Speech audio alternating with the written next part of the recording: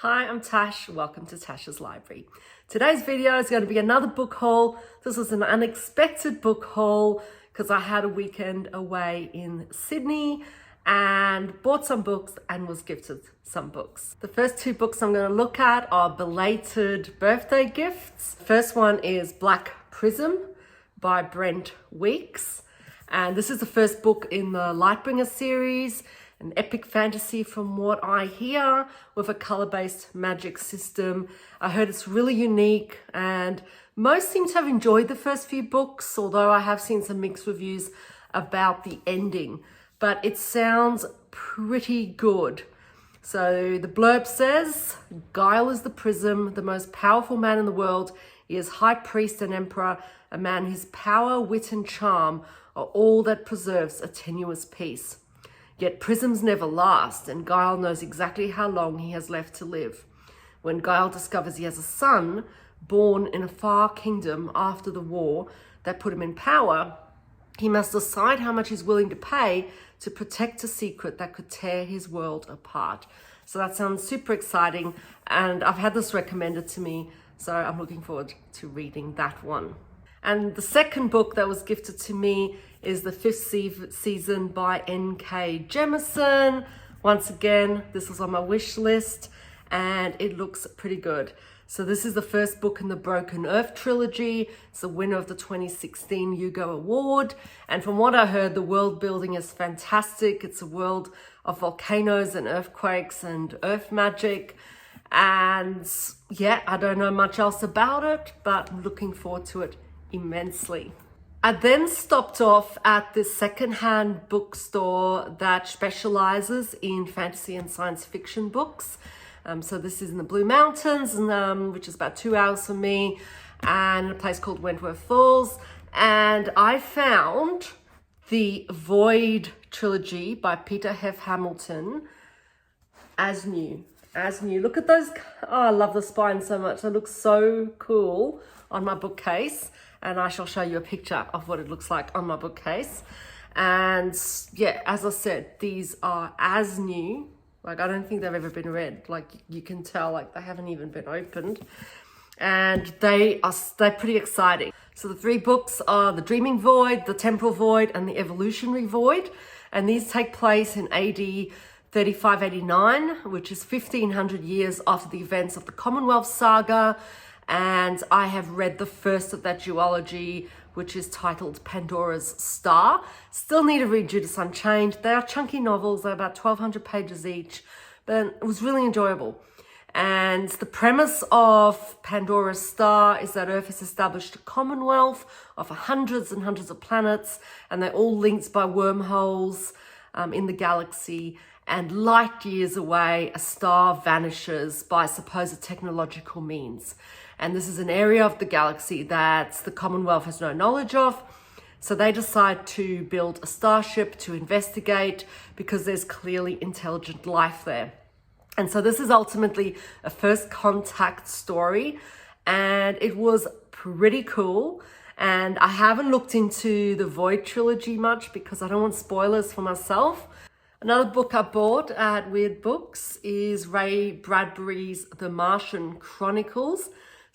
I love this cover, it's so cool. And so this is a science fiction book that was published in 1950. And from what I can tell, it's a collection of short stories where each story kind of works like a chapter contributing to the overall plot. It tells of humanity's repeated attempts to colonize Mars. And it looks pretty cool. The blurb says, written in the age of the atom when America and Europe optimistically viewed the discovery of life on Mars as inevitable, Bradbury's closely interwoven tales of a brutal, stark and unforgiving Martian landscape are both astonishing and insightful. So I'm looking forward to this a lot. And my other find of Weird Books is William Gibson's Neuromancer. So I think this is pretty old edition, and I was pretty happy to find this one. It was quite cheap, and I've been wanting to read this for quite some time. And from what I know, it's a cyberpunk novel that was published in 1984, It did win a Hugo Award, a Nebula Award, and the Philip K. Dick Memorial Award. So yeah, I've heard good things about it. I've had a few mixed reviews, but generally the reviews tend to be quite positive, and I think it is one of those classics that I'd like to read. Case was a burnt out, useless, suicidal, his nervous system grievously maimed by a wartime Russian mycotoxin. Top Japanese experts in nerve splicing and microbionics had taken his money and left him crippled. His days as a software cowboy seemed over. Then Case met a man who could cure him. In return, Case had to do a job. Had to, because bonded to his artery walls were tiny sacs of the mycotoxin. Tiny sacs, slowly melting. Wow. Okay. So that sounds, I don't know what that sounds like, but I'm going to enjoy it, I think. And the final two books on my haul, these are like $2 each, and they were really good finds. And it's really hard here to find good secondhand fantasy or science fiction books, particularly in thrift shops. So the first one is Jen Leon's The Ruin of Kings. And so this is book one of A Chorus of Dragons. It's an epic fantasy novel, and it basically follows the life of Kieran, a humble bard's apprentice who is turned upside down when he's claimed as the lost son of an immoral prince. But far from living the dream, he is subjected to his new family's ruthless ambitions. He is soon horrified to discover he's part of an ancient prophecy, and every side, from gods to demons to dragons, wants him as their pawn.